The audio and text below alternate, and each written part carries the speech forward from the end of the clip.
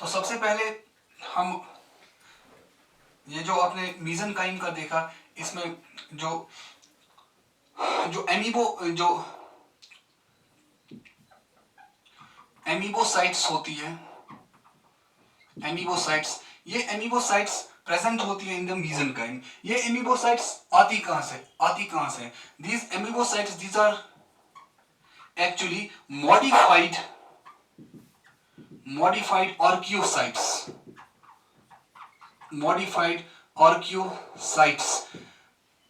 तो जो modified archaeocytes जो माइग्रेट करती है from the outer cellular layer, that is the pinacoderm, into the mesenchyme. So जो एमीबोसाइट्स होती है, these are modified archaeocytes that migrate from outer cellular layer,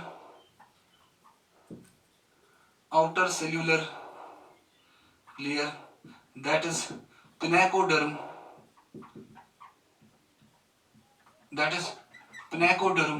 into mesenchyme, and they carry out the various functions of the sponge which are important for the life of the sponge. So जो amoebocytes होती है, यहाँ पर आप बेटा देख सकते हो, ये फॉर एग्जांपल ये सेल है, एक पिनेकोसाइट है। यहाँ पर ये जो पिनेकोसाइट है, दिस पिनेकोसाइट्स, ये they give rise to the specialized cells called archaeocytes। और जो archaeocytes होती है, इन्हीं archaeocytes से फिर बनते हैं these amoebocytes। So amoebocytes are actually the modified archaeocytes जो migrate करती हैं from the outer cellular layer into the mesenchyme। पहले हम देखेंगे archaeocytes को थोड़ा। What are archaeocytes? Which is very important cell for the regeneration of the sponge। जो archaeocytes होती है, archaeocytes, तो आपने देखा जो एमीबोसाइट्स होती है, वेरियस टाइप्स ऑफ एमीबोसाइट्स, जैसे थीसोसाइट्स है, कॉलिनोसाइट्स है, क्रोमोसाइट्स है और मायोसाइट्स है। ये जो पूरी एमीबोसाइट्स होती है, these are actually modified archaeocytes. और मॉडिफाइड आर्कियोसाइट्स और फिर ये माइग्रेट करती हैं इनटू द मेसेनकाइम। जो आर्कियोसाइट्स होती है, these archaeocytes, these are actually the undifferentiated embryonic germ cells, undifferentiated embryonic germ cells,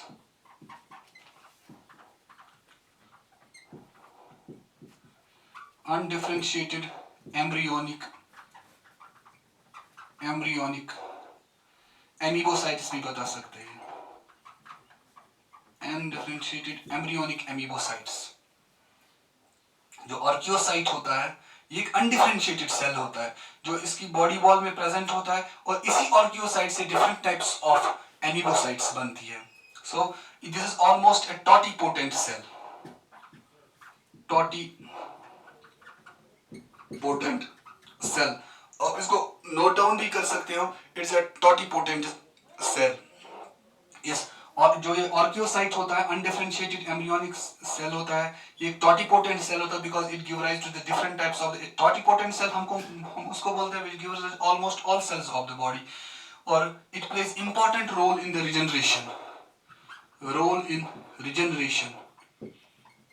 regeneration of sponge. अगर आप स्पॉन्ज की बॉडी को कट करोगे इनटू द पीसेस, ये मैटर नहीं करेगा कितना स्मॉल है, लेकिन हर पीस से एक नया स्पॉन्ज, ये सपोज करो ये यहाँ पर एक स्पॉन्ज है, इस स्पॉन्ज को आपने फ्रैगमेंट्स किए, छोटे छोटे पीसेस बनाए, और इन पीसेस में अगर एक आर्कियोसाइट और एक एमीबोसाइट एटलीस्ट प्रेजेंट होगा, हर पीस अलग अलग से एक एक स्पॉन्ज को बनाएगा। So that is why this phylum Porifera, it has highest power of regeneration.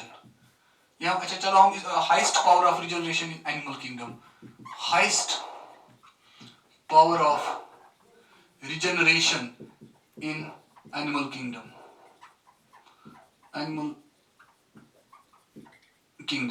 Animal kingdom में सबसे ज्यादा जो पावर होता है रिजनरेशन का, रिकंस्ट्रक्शन का, रिपेयर का, वो प्रेजेंट होता है फाइलम पॉलीफेरा में। और फाइलम पॉलीफेरा में क्यों होता है? Because of the presence of the specialised undifferentiated embryonic amoebocytes called archaeocytes.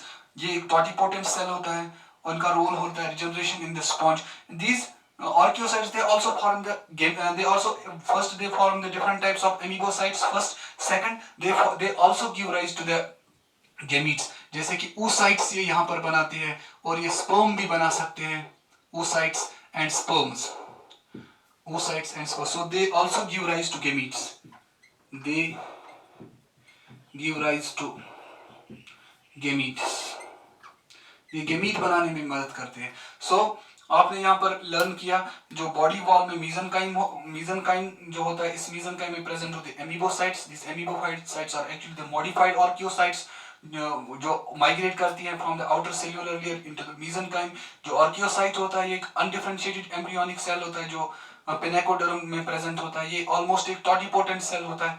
इसका रोल होता है regeneration in the sponge and they also give rise to the gametes. So amoebocytes, gametes, spicules, they all are present in the mesenchyme. Okay, अब हम पहला amoebocytes, these are freely wandering amoebocytes. हम इस mesenchyme को layer इसलिए नहीं मानते हैं क्योंकि इसमें कोई परमानेंट सेल लेयर नहीं होता। जो इसमें एमीबोसाइट्स प्रेजेंट होते हैं वो माइग्रेट करते हैं, they move from the one place to the another place because of the presence of the pseudopodia. इसमें सबसे पहले प्रेजेंट हो एक सेल जिसको आप बोलते हैं थीसोसाइट्स। थीसोसाइट कौन सा एमीबोसाइट होता है? ये जो थीसोसाइट्स होते हैं इनमें ऑलमोस्ट सर्कुलर सीडोपोडिया होता है, सर्कुलर सीडोपोडिया, और these are filled with the food. ये फूड से, सपोज ये हम पिनेकोडर्म मानेंगे, ये हम कोइनोडर्म मानेंगे, इसमें एक एमीबोसाइट होता है जिस एमीबोसाइट को आपने बताया थीसोसाइट। इस thesocyte it stores the food, it stores the food. जब ये फूड को स्टोर करेगा so it acts as a storage cell of the Porifera.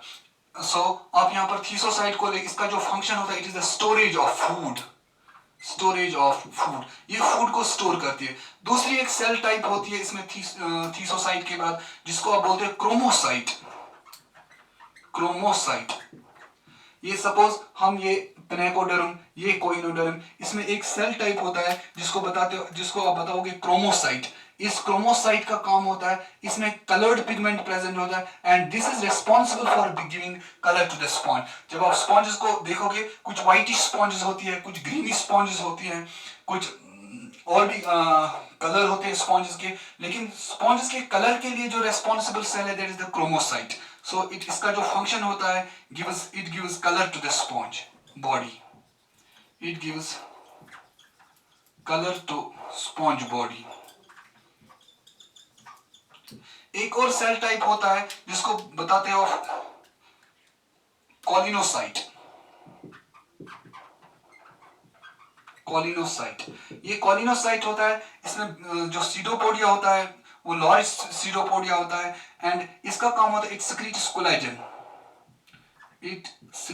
Collagen. जो मीजनकाइम में कोलाजन प्रोटीन प्रेजेंट होता है, कोलाजिनस मैट्रिक्स जो होता है उसको इसका काम वो जो सिक्रीट करता है एक सेल, उसको बताया आपने कोलोनोसाइट।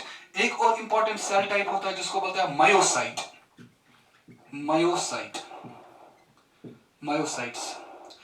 all these cells, these are amoebocytes। एमीबोसाइट्स को हमने on the basis of function divide किया थीसोसाइट्स में, वो सेल जो फूड को स्टोर करे, क्रोमोसाइट जो स्पॉन्ज की बॉडी को कलर दे, कोलिनोसाइट्स जो कोलेजन को सिक्रीट करे, और myocyte. these in myocytes they are very important in the sense that जो जब वाटर किसी पोर के थ्रू, ऑस्टिया के थ्रू अंदर, ये हमने ऑस्टिया बनाया यहाँ पर, these are actually the पोरोसाइट जो होती है, इसी पोरोसाइट में स्पेस जो होती है उसको आप ऑस्टिया बताते हैं।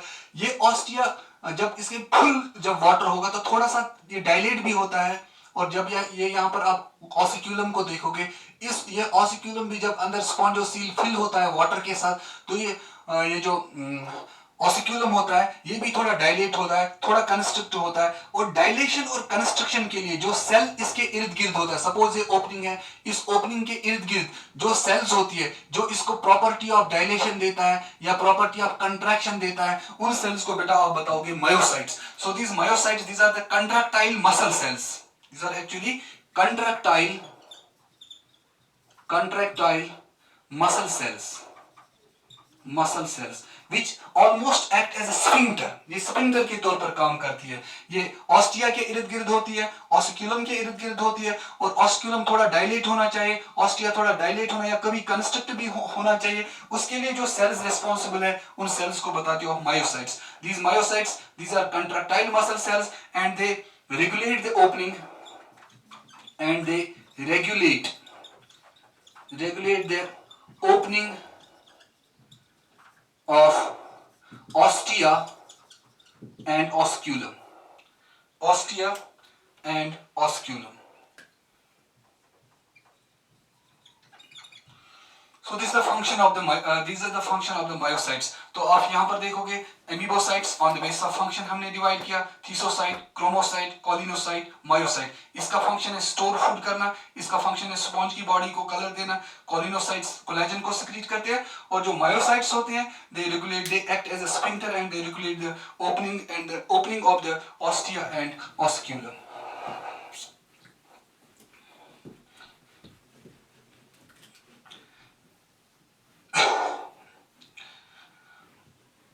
और जो हमने इस मीजनकाइम में एक इंपॉर्टेंट चीज देखा वो है स्केलेटल एलिमेंट्स।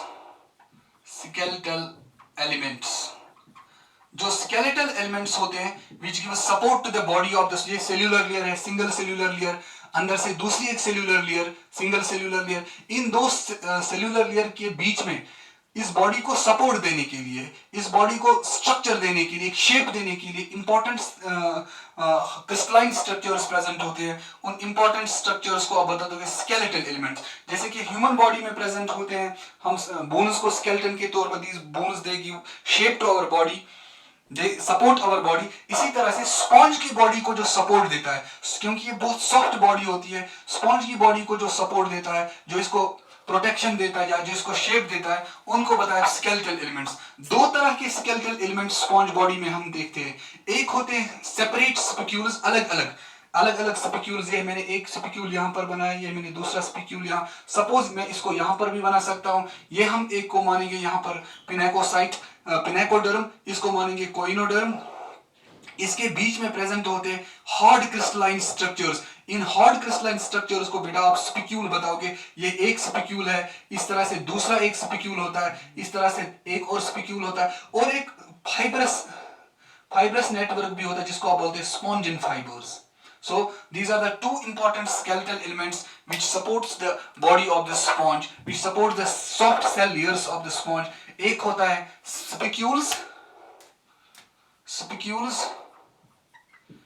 स्पिक्यूल्स और दूसरा होता है स्पॉन्जिन फाइबर। जो हमारी बॉडी के अंदर हार्ड स्ट्रक्चर्स प्रेजेंट है, जैसे कि बोन है, कार्टिलेज है, इसी तरह से जो स्पॉन्ज की बॉडी में स्केलेटल एलिमेंट्स के तौर पर काम करती है वो है एक स्पिक्यूल एंड दूसरा है स्पॉन्जिन फाइबर। स्पिक्यूल जो होता है, अब हम स्पिक्यूल को थोड़ा अलग से देखेंगे और उसके बाद हल्का सा हम स्पॉन्जिन फाइबर को भी देखेंगे। जो स्पिक्यूल्स होते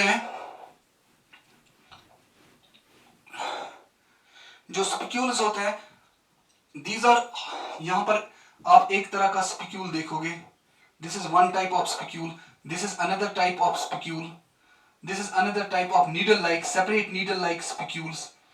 ये जो स्पिक्यूल्स होते हैं, these are hard crystalline structures with axis and raise.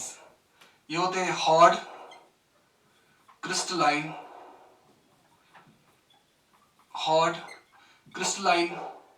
structures with spines and rays, hard pointed structure को आप स्पाइन बताओगे। इसी तरह से जो स्पिक्यूल होते हैं, क्रिस्टलाइन स्ट्रक्चर्स होते हैं, हार्ड क्रिस्टलाइन स्ट्रक्चर्स जिन पे प्रेजेंट होते हैं, स्पाइन्स भी हो सकते हैं और रेज भी हो सकते हैं। जो स्पिक्यूल होता है almost all sponges are provided with spicules. और जो स्पिक्यूल होता है ये किसका बना होता है? इस स्पिक्यूल में पहले, ये स्पिक्यूल में होती है एक कोर ऑफ ऑर्गेनिक मैटर होगा। ये कोर ऑर्गेनिक मैटर जैसे कि ये प्रोटीनिशियस होगा कुछ, यहाँ पर प्रोटीनिशियस प्रोटीन होगा, इसी प्रोटीन पे डिपॉजिट कर लिया जाएगा। दीज जो स्पिक्यूल्स को मैंने बताया, ये एक हार्ड क्रिस्टलाइन स्ट्रक्चर होता है जिनमें with spines and rays, and these are formed of, this is very important, these are formed of either calcium carbonate or colloidal silica. colloidal silica colloidal silica ये दो चीजों के बने होते हैं। या जो ये स्पिक्यूल्स होते हैं या तो कैल्शियम कार्बोनेट के बने होंगे या तो कोलाइडल सिलिका के बने होंगे। सपोज जो भी स्पिक्यूल होगा उसमें पहले कोई ऑर्गेनिक मैटर प्रेजेंट होगा, प्रोटीन, इस प्रोटीन पे डिपॉजिट कर लिया जाएगा बेटा। इस प्रोटीन पे डिपॉजिट होगा या तो कैल्शियम कार्बोनेट होगा। अगर किसी ऑर्गेनिक मैटर एक्सिस पर कैल्शियम कार्बोनेट डिपॉजिट हुआ, ये एक स्पाइन लाइक स्ट्रक्चर बनाएगा, स्पाइन लाइक, जिसको बताओगे आप स्पिक्यूल। लेकिन ये जिस स्पिक्यूल के ऑर्गेनिक मैटर पे डिपॉजिट किया जाएगा कैल्शियम कार्बोनेट, उस तरह के स्पिक्यूल्स को बताओगे बेटा आप कैलकेरियस स्पिक्यूल्स। अगर हम दूसरा लेंगे कि ये एक और, यहां पर मैं आपको दिखाऊंगा, ये सपोज कोई ऑर्गेनिक मैटर है, हर एक स्पिक्यूल में ऑर्गेनिक मैटर होगा, इस ऑर्गेनिक मैटर पे डिपॉजिट कर लिया जाएगा। सपोज कैल्शियम कार्बोनेट नहीं है और आपने कोलाइडल सिलिका डिपॉजिट किया, फिर ये दूसरी तरह का स्पिक्यूल बनेगा। इस स्पिक्यूल को बताओगे आप सिलिसिशियस स्पिक्यूल्स। तो spicules on the basis of what is deposited on the organic matter axis, organic matter पे क्या डिपॉजिट करते हो। अगर आपने कैल्शियम कार्बोनेट डिपॉजिट किया तो इस तरह के स्पिक्यूल्स को आप कैलकेरियस स्पिक्यूल्स बताओगे। अगर आपने सिलिका डिपॉजिट करवा लिया तो इस तरह की स्पिक्यूल्स को बताओगे आप सिलिसिशियस स्पिक्यूल्स। तो spicules on the basis of the nature of the substance deposited दो तरह के होते हैं, एक होते हैं कैलकेरियस स्पिक्यूल्स और होते हैं siliceous spicules. And this spicules are very important in the classification. जब हम क्लासिफिकेशन पढ़ेंगे इन स्पॉन्जेस का तो वहां पर आप देखोगे कि हम स्पॉन्जेस को क्लासिफाई करते हैं on the basis of the skeletal elements, calcareous, siliceous, spongin fiber. So हम यहाँ पर लिख सकते हैं, मैं इसको रब कर रहा हूं, जो स्पिक्यूल्स होते हैं दो तरह के होते हैं। फिर स्पिक्यूल्स या तो होंगे ये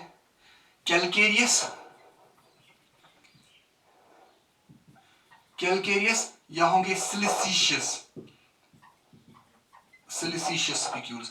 कैलकेरियस स्पिक्यूल्स वो स्पिक्यूल्स होते हैं जो कैल्शियम कार्बोनेट के बने होते हैं, और सिलिसिशियस स्पिक्यूल्स वो स्पिक्यूल्स होते हैं जो सिलिका के बने होते हैं, कोलाइडल सिलिका के बने होते हैं। सो आप याद रखोगे जो स्पिक्यूल होता है, जो hard crystalline structures, needle like structures, crown like structures, star like structures present होते हैं इन द मेसेंकाइम, ये दो तरह के होते हैं। अगर कैल्शियम कार्बोनेट के बने होंगे तो कैलकेरियस स्पिक्यूल्स, अगर कोलाइडल सिलिका के बने होंगे तो सिलिसिशियस स्पिक्यूल्स। ये जो स्पिक्यूल्स होते हैं इनको हम क्लासिफाई करते हैं जैसे कि मैंने आपको ऑलरेडी फ्लो चार्ट में बताया है, monaxon, triaxon, tetraxon and polyaxon. So we will go to see one by one.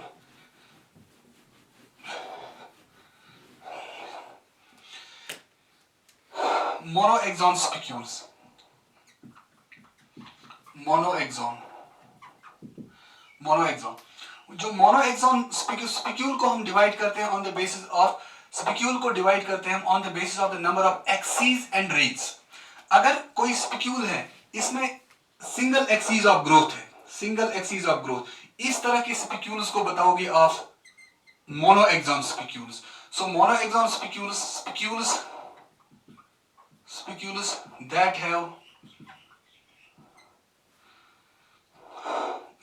that have one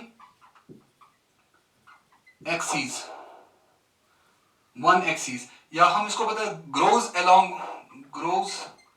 along one axis, यानी मोनो मीन्स वन, एक्सॉन आपको स्पिक्यूल के कॉन्टेक्स्ट में हम यूज करते हैं, जो स्पिक्यूल्स जिनमें सिंगल ग्रोथ एक्सिस होते हैं, इन स्पिक्यूल्स को आप मोनो एक्सॉन स्पिक्यूल्स, इन स्पिक्यूल्स को आप मोनो एक्सॉन स्पिक्यूल्स बताते हो, formed by the growth along the one axis. और ये स्ट्रेट भी हो सकते हैं, ये जो मोनो एक्सॉन स्पिक्यूल, ये स्ट्रेट भी हो सकता है, ये कर्व्ड भी हो सकता है, ये नीडल लाइक भी हो सकता है, और ये रॉड लाइक भी होता है। इनकी शेप्स डिफरेंट होती है मीजनकाइम में। ये स्ट्रेट हो सकता है, कर्व्ड हो सकता है, नीडल लाइक हो सकता है, और रॉड लाइक। जो इनके एंड्स होते हैं इन मोनो एक्सॉन स्पिक्यूल्स के, इनके पॉइंटेड एंड्स भी हो सकते हैं, शार्प पॉइंटेड एंड्स। इनके एंड्स ब्लंट भी हो सकते हैं, ब्लंट एंड, जो पॉइंटेड एंड नहीं होगा तो वो ब्लंट एंड होगा, और इसका जो एंड ये हुक्ड भी हो सकता है, हुक लाइक स्ट्रक्चर भी बना सकता है। जो मोनो एक्सॉन स्पिक्यूल्स हैं, वो मोनो एक्सॉन स्पिक्यूल्स वो स्पिक्यूल्स होते हैं जिनमें सिंगल एक्सिस होती है। अब मोनो एक्सॉन स्पिक्यूल्स को डिपेंडिंग अपॉन द ग्रोथ, ये एक हमने सेंट्रल पॉइंट लिया। अगर ये सपोज करो ये सेंट्रल पॉइंट है, और growth if the growth of the spicule occurs along if the growth of the spicule occurs in only one direction, तो लेकिन एक्सिस एक ही है, डायरेक्शन सिंगल, एक्सिस सिंगल, इस तरह के स्पिक्यूल्स को इस तरह के स्पिक्यूल्स को बताते हो आप मोनोएक्टिनल मोनोएक्सॉन, मोनोएक्टिनल मोनोएक्सॉन। अगर यही स्पिक्यूल एक्सिस सिंगल है, लेकिन ग्रोथ होती है बाई डायरेक्शनल, इस डायरेक्शन में भी ग्रोथ हो रहा है, इस डायरेक्शन में, इसको बोलोगे आप diactinal monoaxon, monoactinal monoaxon and diactinal monoaxon. Monoactinal monoaxon if the growth occurs only along one direction from a central point. Diactinal monoaxon if the growth occurs in two directions. So monoaxon spicules जो होते हैं ये दो तरह के हो सकते हैं, monoactinal monoaxon and diactinal monoaxon. जो मोनोएक्सॉन स्पिक्यूल्स होते हैं, फिर हम इसको क्लासिफाई कर सकते हैं मोनोएक्टिनल मोनोएक्सॉन एंड डाइएक्टिनल मोनोएक्सॉन। किस बेस पे? On the base of the direction of the growth. अगर सिंगल डायरेक्शन में एक एक्सिस है, उसके एक ही डायरेक्शन में ग्रोथ हो रहा है, तो उसको बोलोगे आप मोनोएक्टिनल मोनोएक्सॉन। अगर एक सेंट्रल पॉइंट है, दोनों साइड्स में ग्रोथ हो रहा है, उसको बोलोगे आप डाइएक्टिनल मोनोएक्सॉन। सो मोनोएक्सॉन स्पिक्यूल्स हमने किए। इसके बाद यानी एक एक्सिस तो मोनोएक्सॉन। अगर इस तरह का स्पिक्यूल होगा, this one axis, this another axis, this third axis, 1 2 and 3। अगर 3 एक्सिस होंगे और जो एक्सिस 3 एक्सिस ऑफ ग्रोथ होंगे और वो बनाती है 6 रेज, 1 2 3 4 5 6। इस तरह के स्पिक्यूल्स को बताते हैं आप ट्राइएक्सॉन। Triaxon spicules having 3 axes that form 6 rays। इस तरह के स्पिक्यूल्स को बताओगे आप ट्राइएक्सॉन। तो ट्राइएक्सॉन स्पिक्यूल्स में 3 axes that cross each other almost at right angles and they form the 6 rays। इस तरह के स्पिक्यूल्स को बताओगे आप ट्राइएक्सॉन। 6 रेज के बनाने पे इनको बोलते हैं हेक्साएक्टिनल। ये फिर से मैं बनाऊंगा, suppose this is a spicule, ये इसका ये growth along one axis, growth along another axis, ये first axis, this is second axis, this is third axis. लेकिन जो नंबर ऑफ रेज यहां पर बन रहा है, आप देख रहे हो 1 2 3 4 5 6। जो 3 एक्सिस होती है जो क्रॉस करती है एक दूसरे को ऑलमोस्ट एट राइट एंगल्स और बनाती है 6 रेज। इस तरह के स्पिक्यूल्स को बताओगे आप ट्राइएक्सॉन। और क्योंकि ये 6 रेज बनाती है, इसलिए इसको आप बोलते हैं हेक्साएक्टिनल स्पिक्यूल्स, हेक्साएक्टिनल स्पिक्यूल्स। और दूसरा होता है ट्राइएक्सॉन इसके बाद टेट्राएक्सॉन, टेट्राएक्सॉन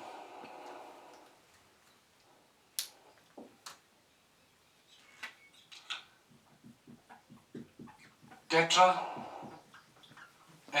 सो टेट्राएक्सॉन वर्ड से ही समझ आता है 4 axis, 4 axes each pointing in a different direction, each pointing in a different direction,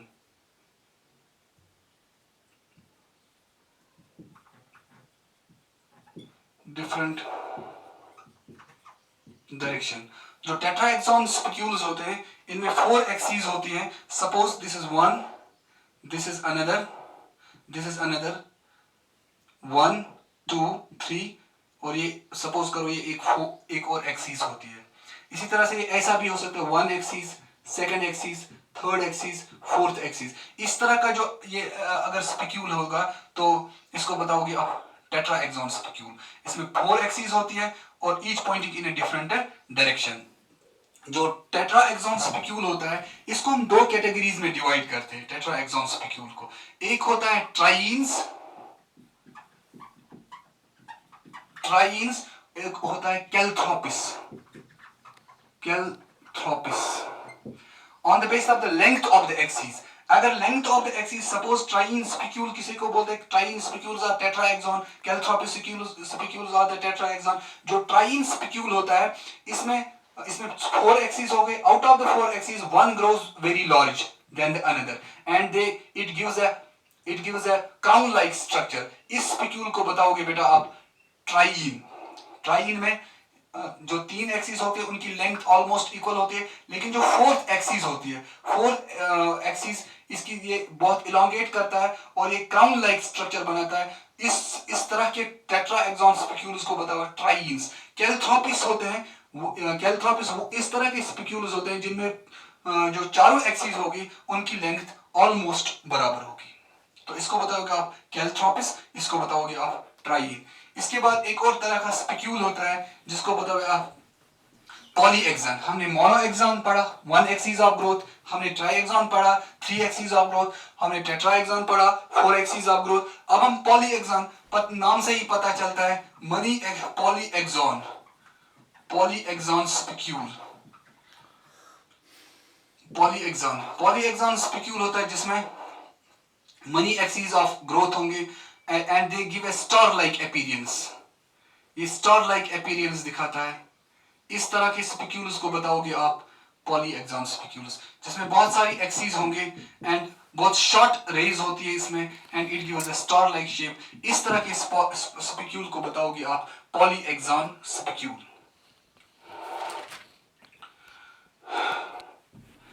पॉलीएक्सॉन last जो स्केलेटल एलिमेंट्स का हमने देखा, स्केलेटल एलिमेंट्स में स्पिक्यूल्स प्रेजेंट होते हैं। स्पिक्यूल्स में हमने देखा मोनो, ट्राई, टेट्रा एंड पॉलीएक्सॉन। अब इसमें एक प्रेजेंट होता है जिसको आप बोलोगे आप spongin fibre.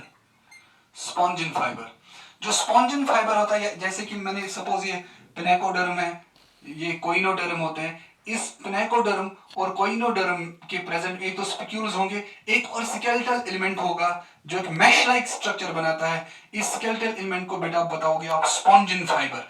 These are horny elastic, horny elastic thread like mesh like structures, mesh like structures. Spongin fibre जो होता है ये हॉर्नी होता है, इलास्टिक मैश लाइक स्ट्रक्चर ये बनाता है and it resembles silk in composition. It resembles silk. It is a scleroprotein. It is a scleroprotein. Scleroprotein containing sulfur. It is a scleroprotein containing sulfur. इसमें sulphur present होता है। स्क्लेरोप्रोटीन जैसे कि hairs में होते हैं, नेल्स में होते हैं, उनको आप स्क्लेरोप्रोटीन बताते हैं। और ये कोलेजन को भी chemically it is almost collagen को रिजेंबल करता है। सो जो स्पॉन्जिन फाइबर, इस स्पॉन्जिन फाइबर का क्या काम होता है, ये जो मोनोएक्सॉन स्पिक्यूल्स होते हैं इनको ये ऑलमोस्ट कनेक्ट करवा देता है, जो मैश लाइक स्ट्रक्चर बनाता है, क्योंकि मोनोएक्सॉन स्पिक्यूल में सिंगल एक्सिस ऑफ ग्रोथ होगा। इन मोनोएक्सॉन स्पिक्यूल्स को ये कनेक्ट करता है कि फर्म स्ट्रक्चर बनाता है, जिसको बताते हो स्पॉन्जिन फाइबर। सो जो स्पॉन्जिन फाइबर होता है ये एक हॉर्ली इलास्टिक मैश लाइक स्ट्रक्चर